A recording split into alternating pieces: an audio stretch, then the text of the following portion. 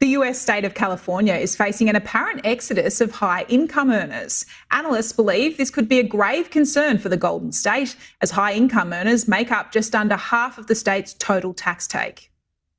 California has no peers. California simply has no peers. Hello, family. Welcome back to another episode of Journey to Harmony. Here today, we're talking about the failed state that is California. California has seen a rise unlike any other. I believe they're the fifth largest economy in the world. They have done some amazing things like Silicon Valley, Los Angeles, San Diego. You have Sacramento. You have there's so many different places in the state that has produced so much money, so much wealth, so much opportunity for people. And somehow, some way, in a 4-year period, the governor of California, Gavin Newsom, has turned all of that around. It started off with the lockdowns that we saw in 2024, the high tax rate that it is crippling for most people, and then the overall lack of housing, the lack of funding, the lack of just so much opportunity for many people. It started off with those who were in the lower income brackets, realizing that the opportunity that they would have to purchase a home was beginning to be fleeting. Crime exploded as they implemented rules that pretty much defended the rights of thieves, and continues to do so as overall. And many people are just fed up with it as a result. People are fleeing to Arizona, they're fleeing to Texas, they're fleeing to Nevada, Tennessee, as well as Florida, realizing that there's better opportunities in places where they can spend their money. If you have a home and it sells for $2 million, $5 million, and you go to one of these places and buy a $1 million home, the house will likely be 3 to 5 times the size of what you were living in California. You'll pay less overall in taxes, and you'll be able to have a greater peace of mind in many aspects. While some of the things that you may like, some of the people that you once saw may not all be congregating in the same space, many of them are also leaving as a result. California is based highly on the 1% and their ability to generate income, and many of those particular people are leaving. What's being left is a social system that was based upon the backs of those who made so much, and they are leaving in droves.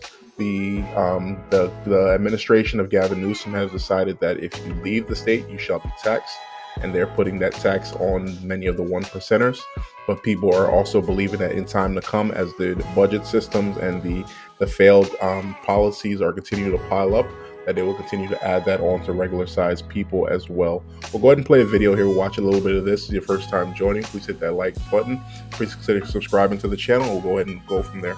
Economically, Governor Newsom is right, but some state residents disagree. I'm seeing anywhere from 2 to 5 clients a month calling me and saying, we're leaving. California saw a net loss of 750,000 residents to other states over the last 3 years, according to the U.S. Census. But the real story is who is leaving. The 1%ers, which is about 150,000, 160,000 people at a state of 40 million, are paying nearly half of the income taxes. For the first time, the state is seeing a net decline in highly educated, upwardly mobile, high-earning professionals. Now, why is that a big deal? Because no state is more dependent on the wealthy than California. The top 1% pay 45% of the income tax. They have $1 million to $2 million sitting in their IRA, and they're saying, when I retire and I start pulling that IRA out, I'm going to be paying 13% state income tax, so I don't want to do that. So they're heading out because of that reason. And with them, the taxes that underwrite California's progressive politics. The state says it's facing a $68 billion deficit, with income tax revenue down 25%. We are the tentpole of the American economy. Tax records show Californians going to Texas earned $137,000, while Texans coming to California made just $75,000. So where are people going? Lower tax Arizona and no tax Texas, Florida, Tennessee, and Nevada, where people making $200,000 can save up to $15,000 off their state income tax. All right, perfect. And I always love to come back to this. How does this affect you who are living in Middle America? How does this affect those who are living in the South? And honestly, this is because the fact that where you're living, prices are going up. Many people in Florida have complained about how the prices have gone up so high, and many people are expecting a crash in terms of the housing market while things are out of control. If you continue to have 50,000 people move into the state of Florida who purchasing these homes, and again, if you sell your house for 1.5 million in California, you move up to a place such as Florida, and you purchase 2 or 3 homes or something like that. There's a problem that's here that's growing. We'll see exactly how this plays out, but again, like this is again a policy where politicians have taken the interests of those who are not producing and put them ahead of those who are producing, those who are working everyday jobs. They continue to just ride their backs. The people who are doing nothing were getting breaks and rewards and incentives again and again just for being on the corporate dollar. And we're seeing how this is affecting the state overall. After a period of time, people who have resources, they've just decided that I'm going to go somewhere else. And we're seeing a state of California who just had $68 billion deficit for the 2023 year, and we can only expect that to grow higher as more people who are less productive move in, and those who are productive continue to go out to different places. California is going to have a huge tax bill that eventually looks like it will be written down as a default. Chicago and New York City are also looked to be headed in that direction. Again, these two areas have millions. I think California has about 40 million people, I believe, in the state. So if you're having 5% of that, 10% of that move out, everywhere else in the country, you can expect there to be some serious increase in the cost of living. You add to that the migrant crisis that is currently going on, anywhere from 3 to 10 million people who are crossing the border. Again, we're tracking. This is roughly about 33 million. This is roughly about 3 million who are being caught. But there's a large number also. We have a very limited amount of the Border Patrol. So while some people may turn themselves in, many people are going in undetected, and we're seeing how that results in overall systems.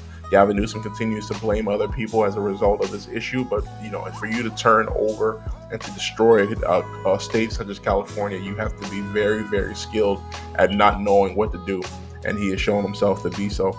We'll see how this plays out, but in your local area, please expect there to be more and more Californians who move in, people who are looking for their avocado toast, and things of that nature.